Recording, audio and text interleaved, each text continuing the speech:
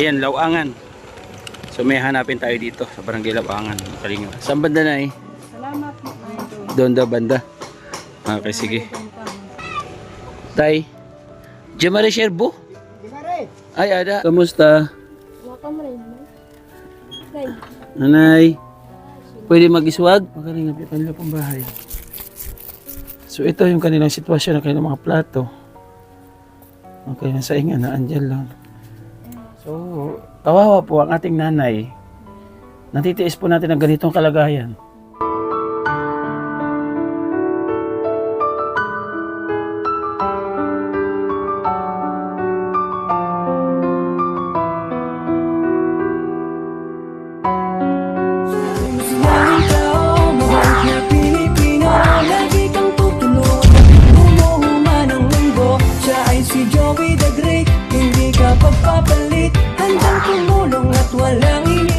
Kalingap, vlogger kami, vlogger. Dito tayo, ayan, Lawangan. So may hanapin tayo dito sa barangay Lawangan, Kalingap. Tumulog sa atin. Kalingap, pinanap natin si Jemare Sherbo. Saan banda na eh? Salamat. Doon daw banda. Okay, sige. Tay. Jemare Sherbo? Ay, ada. Oh, ada ngayon. Hello ate. Ikaw yung nag-message sa akin? Jemare Sherbo. So ang message mo dito ay magandang hapon po. Joey Dagrit. Sana isa po din na matulungan nyo si Nanay Inang. Hay, ang bali Nanay Inang. Di. Pwede mo kami updan? Okay. Wala bayad? Wala ito. Okay, tara mga kalingap. Puntahan po natin. Wala ano? Cobra? Ay, balay. Ay. Ito na pala kaagad daw.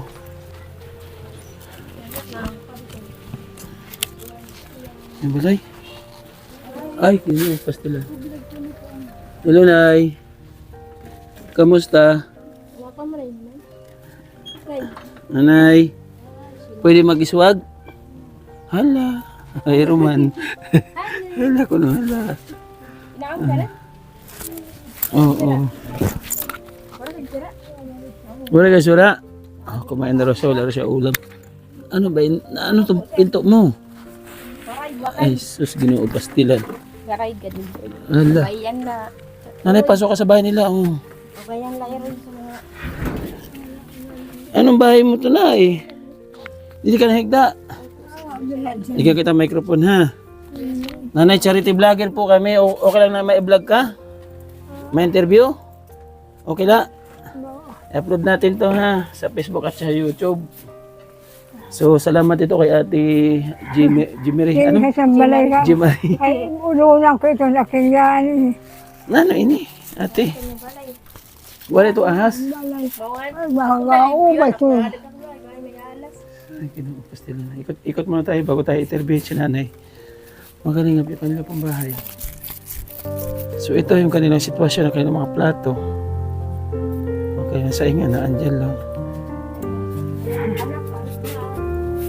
Tapos yung kanilang mga baso dito. Oh.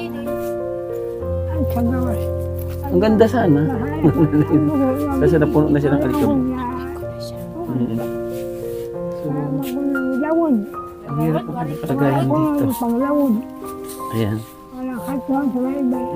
Ito, di na gawa. Di na ito nagawa. Martilyo mo.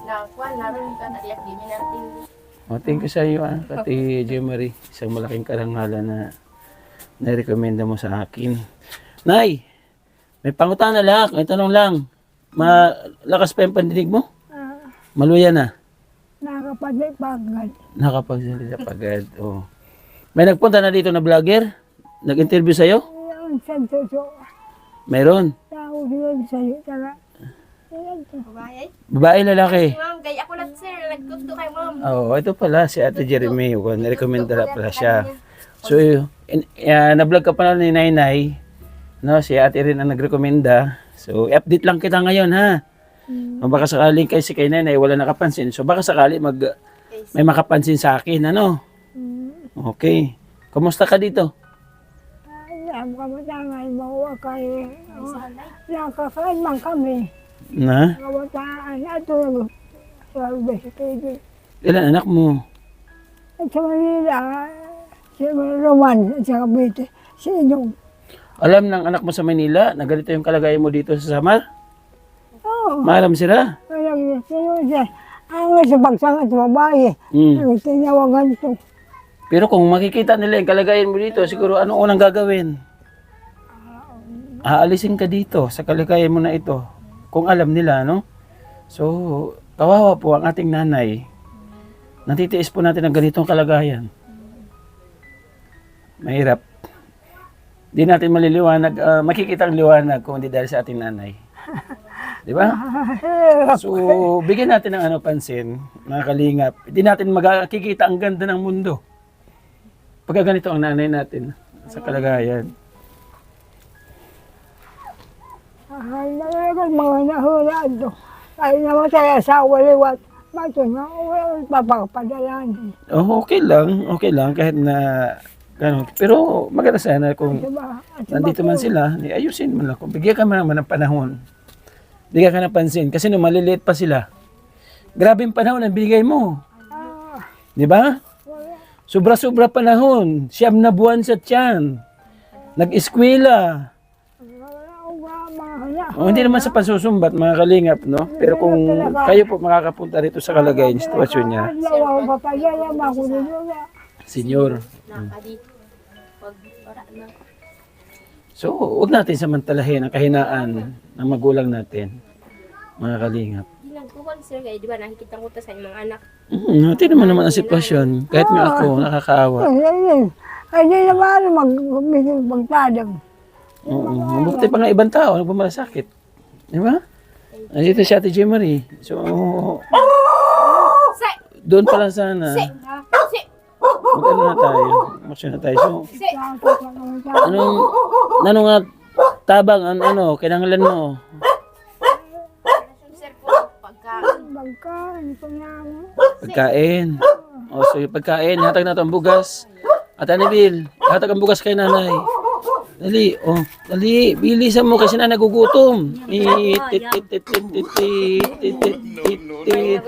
Budos. Di ba? Tawa si nanay. So, salamat ha. Hatag ni Ate Beth Jones na sa US. Hatag. Tapos adiman, yan ako dito sobra na dito eh. Ikaw na balang palit sura ha. Adi. Ayan. Hatag ni Ate Nelly sa US liwat. So ito po pinantutulong po namin ay hindi po galing sa amin. Kaya nagpapasalamat po ako dun sa mga sponsor po na nagbibigay po sa amin ng tulong at suporta kahit papaano. Eh, siya, bata, babae, yun, baka siya. Makasirid ko, no? Ang ko na makasirid ko, kay wala. Ang mga sa babae. Sino babae? Pagsangan, bata. Oo. Okay lang yun. Hayaan lang natin sila. Inano ko lang yun na sanay magising man lang. Oo. Na bigyan ka man lang ng pansin. Pansin lang. Ang kailangan mo. Di ba? Ano ba yun ay? Attention? Intention? Attention. Gano'n, no? Siyempre, kasama na doon Oo. dapat pagmamahal. Pagmamahal. Kung may pagmamahal ka sa isang magulang, Doon na yun, pati attention. oo. So yun lang. Kasi ang di mo kalagayan mo. Kita, ulohan nandun. Ay, sus Maria, si Panginoon ko. Hindi ka na ako manahidya. Ang hirap sikmurain na yung magulang mo nagsusulo-sulo dito kayo. Sama-sama kumakain sa isang tahanan, sa isang bahay. Sir, kaya kanay namatay na to. Oo. Ako nga, Namin sa susik pa. Ang imo asawain. patay na. Ayan na. Piran imo anak. 2012. Unom. Ako sa Manila, sa isa pagsangan. Sa ito, halos malang lugaw. Sa 5. Oo. Amba, excuse me lang. Sige na. Noong unang punta ko dito, may kasama kang anak dito na lalaki. Asan na siya na? Aba, sige at ma'am. Okay. May anak siya na ano. Lalaki. yung lalaki. Matanda na. Mm. So, anak mo na matanda na rin? Oo, lalaki. Panganay na siguro anak yun Naguhulaw ko no, pag isda, di ba? Yung Panganay mo na anak yun? Oo. Ano hanap buhay niya? Wala nagpangabay sa iba. Pangabay. Naglalambat. Sumasama lang. Wala siyang sariling lambat. Tapos, kahapon lang, tig-benching ko lang si Rabahin. Pesos. 50 pesos. Wala. Kahapon, kung nagkape na siya. Dito ka nga, Ate Jeremy. Si Ate Jeremy yung saksi dito. Paki-explain na Jeremy yung sitwasyon nila dito, kung ano yung kalagayan nila dito. Sige. Oo, sige. Sige, paki-explain lang, kahit busis lang. So, pakinggan po natin si Ate Jeremy kasi sa harap ng pambahay niya. So, araw-gabi, alam niya yung kalagayan ni nanay. Ang pangalan nanay ulit? Nanay Inang. Nanay Inyang. Inang. Oo. So, Si nanay Nanay Inang. Inang. Pag nagpapakadiyak, masiram sila. Tagalog Tapos, ati. ay, pag pumupunta ako, madilim. Oo. Ibigyan ko yung anak niya pambili, petrol yung Gas. gas. Oo. Tapos yun. Tapos yung iba, pinahiram ng solar. Talaga, ang galing. Opo. Pero itong kuryente, wala na ito. Naputulan sila, sir. Hindi pala binayaran ng anak. Yung anak ang babae. Opo. Kasi siya yung babayan. Pero ito, bahay talaga nila ito. Bahay na ito. Mula pa nung dati pa. Tagal na ako. O hindi na talaga nabigyan ng ng attention din. Wala. So ano yung nakikita mo sa kanya ng kalagayan nila dito? Nakakaawa talaga, sir. Sinanay na kasi siyempre, siya nung bata pa ako. Lagi ko siya nakikita dito. Binibigyan niya ako dati ng bata pa ako pagkain. Kaya ngayon din, parang binalik ko rin yun sa kanya. Wow, ganda. So saksi ka pala sa kalagayan na nainang simula pa noon. Kung para sa iyo, halimbawa ikaw yung anak niya, Ay, ano yung gagawin mo action para sa isang tulad na hindi nainang? ko kaya, hindi kanya ng kalagayan niya, sir. Tingnan mo naman sa patulugan niya. Mm. Kawawa. Walang electric pa, walang ilaw. Baka makagat pa ng ahas. O ano-ano lang. Kasi siyempre, nawalan din ako ng nanay. Kaya nakakapanghinayang pag mawala din siya. Sabi ko nga kasi dati, ginalagaan din tayo, di ba? Nanay na rin ako. Oo nga. Siyempre, naramdaman ko rin yung hirap. Naawa kasi ako kay Nanay Inang. Paano kasi matanda na rin yung anak niya. Pagkain nila, lalo na sir, yung maulan. Walang hanap buhay sa dagat. Pag may pira ko, bibigyan ko sir. Pag wala akong nagagawa. Kahit ulam lang sa kakanin. Mm. Meron.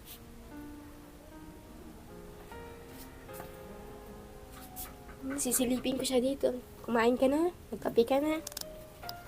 Sabi, ngingiti lang siya. Oo. Yun talaga. Kumaga, ay nako, mahirap. Akala kasi namin, grounded lang yung ilaw. Binigyan namin ng, wala talaga, pinutulan pala. Binigyan niya ng pambilya. Kasi nung unang punta ko dito, may ilaw sila. May ilaw sila po. Hindi pala binayaran. So yun. Nanay, nanong karuyag mo na bulig, kung mabalik kami. Oo. Bigyan dito sa ngiti. Ha? Kahit ano lang daw ang ibigay na tulong, kung sakaling mayroong magbibigay ng tulong. So thank you Ate G. Marie sa iyong kabaitan. Sabi ko nga ito yung sinasabi ko na hindi matiis na isang kapitbahay yung sitwasyon ng kanyang kapitbahay. Di ba? Pag ganito yung kalagayan, talagang deserve na tulungan. Siyempre, wala rin naman kakayahan si Nanay G. Marie na mapunuan yung kanyang pangangailangan, ipaayos yung bahay, ayusin yun dito. So, ang kanya lang maibibigay, yung pang-araw-araw na kanya lang ibigay. Di ba? So, ang higit pa rin talaga may kapangyarihan ng lahat. Alam mo kung sino? Mga anak. Mga anak. Kaya nga po siya. Mga anak. Di ba, Nay? So, shoutout po sa inyo. So, hindi ko kayo minamasama, no? Hindi kayo minamasama. Hindi ko kayo dinadown. So, ang sa akin lang naman, tanawin natin ang utang na loob ang ating magulang. Kasi, sabi ko nga, nagpaalam ako sa kanya, bago ko na i-vlog, pumayag siya. So, may authorization ako para i-upload ito sa video. No, so sana sa pagbalik ko magkaroon ng boses. Magkaroon ng boses si Nanay Inang na kahit papaano na maayos naman ito. Ako naman, kung ano yung kaya kong itulong sa paraan ng ating mga butihing sponsor, so babalik ako kung sakali mayroon magbigay ng tulong, ha? Babalik ako na, ha? Basta pag hinay ka didi, ha? Wala bang ahas dito na napapansin mo? Wala man. Wala man. O, huwag natin ipagdasal. No? So yung kasama niya dito, wala rin kakayahan na maglinis. Sino yung kasama mo didi? Nag-aalak ka sa'yo. Pero tuig na, ilang taon na? Sinta na. Di okay lang. Ha? Kuha na, senior citizen na. Sisinta na. Oo. Ano yun mo? Panganay mo? Suhag? Oo. Wala siya asawa? Wala. Lalaki, babae? Kaya abnormal yung santo. May depress. Oo. May depress siya. Babae, lalaki? Lalaki. Lalaki. So, ngayon, hindi na masyadong depressed. Hindi na. Mga utaga din. Ganun pa rin. Siguro ko, ganun nga talaga kasi tinan mo naman sitwasyon. Kasi kung normal ang pag-iisip niya, hindi niya maarok na ganito yung kanyang kinalalagyan. So, saan siya natutulog dito? Ay, kanya katulugan? Sa Luyo. Sa kabila. Kaninong bahay ito? Ito. Ay, yung Manila. Sa Manila. So, hindi rin tinapos. Anong pangalan mo sa anak mo? Anong ngaran sa Manila? Anong ngaran? Si Roman. Si Roman. Si Roman. O sige, ano sabihin mo kay Roman? Ano sugaran mo? Ay, nag-ilaro. Pagkana mo. Oh.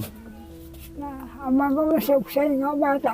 Ay, ito pag ilaro kayo, maaram sila, maaram. Ay, may umuling sa kakabiyay naman. May maaram kung ano kami ng cellphone. Madiri sila mag-aro kami. Kaya na naman nadiri. Karapatan mo mag-araw, kaya ang kalagayan mo. Tapos anak mo siya. Nadiri. Oh. Bago. Ay, sitong ko magkasiriin. Ang muna nung kasirin ko sa ako mapagkaon. Correct. Di mo man isusugal, ikakaon naman. Di ba? So, ayun lang mga kalingap. So, sana magising. No, sana magkaroon ng boses itong pag-vlog natin kay Nanay Inang. Thank you talaga sa kay Nanay J. Marie kasi kahit papano na-update. Actually, na-vlog na ito ni Nanay Edna Condor. So, hindi siya na-update kasi ilan naman ang viewers ni Nanay Edna Condor. So, hindi siya masyadong napansin. So, sana ito sa ikalawang pagkakataon, mapansin. Oh. Kumbaga, ito lang yung update natin. So, thank you so much for talaga kay Ate Nelly. Ang kwarta mo ha, palit mo sura ha. Palit mo sura. Ha? O, tapos ang sukli, ihatag sa imo ha. Ang sukli. Thank you Ate Nelly, Ate Bidjons, maraming salamat. So, sana mga kalingap, magkaroon ng magandang kaayusan itong munting tahanan ni Nanay Inang. So, kung hindi man siya pwedeng kunin ng mga anak niya, so kahit na lang sana ito ayusin at linisin. Oh? Kung wala man siya kakayahan, so sana yung ating mga butihing sponsor, alam kong naandyan kayo at may mabuting puso sa ating mga kababayan sa tulad ni Nanay Inang. So kami naman nakahanda naman tumulong base po sa inyong kagustuhan na tulong na para kay Nanay Inang. Yun po lang ang aming babasihan. Kasi sa kaparaanan ko po mga kalingap, so wala talaga akong kakayahan. Nakita naman po ninyo aking mga views, so ang bababa po talaga. Kung ako lang sumasahod ng sapat na pantulong kay Nanay Inang, hindi na ako manghingi ng tulong. No? Bukas mismo, kukuha ko ng mga trabahador para ayusin ito at linisin ito. At ayusin yung tirahan ni Nanay Inang. So hindi na ako magdadaldal dito para manghingi pa ng tulong sa ating mga supporters. So yun po yung aking tanging magagawa lang po muna sa ngayon. Maraming salamat mga kalingap. Siyempre, dinadalangin ko po sa aking Panginoon Diyos na sana po makabalik kami dito ni Nanay Edna Condor para kay Nanay Inang. Nanay Inang, mabalik kami ha kung sakali may maghatag ha. Pero kung wala maghatag, i-update lang kita kahit bigas lang bigay ko sa iyo ha. Sige, salamat po. Ate J. Marie, maraming salamat. Sana'y dumami ang mga katulad mo. Sana'y maulanan ka para dumami ang katulad mo dito sa barangay Lawangan. So thank you so much po mga kalingap. Sa labas na mag-outro. Grabe po yung init ng kanyang bahay at sobrang stilan. So ayan mga kalingap. Maraming salamat po. No, nakamusta natin si Nanay Inang. So kahit pa paano sana mabalikan po natin. At thank you so much po sa isang concerned citizen po dito sa Barangay Lawangan. Maraming salamat po. Ang ating founder sa pagtulong kay Abal at Kalingap Prab, patuloy po natin suportahan. So natin ang lingkod, Joey Daglit, ambassador po ng Samar. Naglilinga po sa mansulok ng barangay po dito sa Northern Samar. Ating deputy, Nanay Edna Condor. Kasama natin ating volunteer si Inubili Pata Vlog. Support po natin. Listen TV Official, Mix TV, Yansky TV, at siyempre si Biyahing King, mga kalingap. Yung ating kapartners family sponsor, kanina pa po dyan sa gilid ng ating screen, nagraran. Maraming salamat po sa inyo. Hanggang sa muli. Bye-bye ate, bye-bye. Bye-bye, God bless. Ingat po tayo palagi.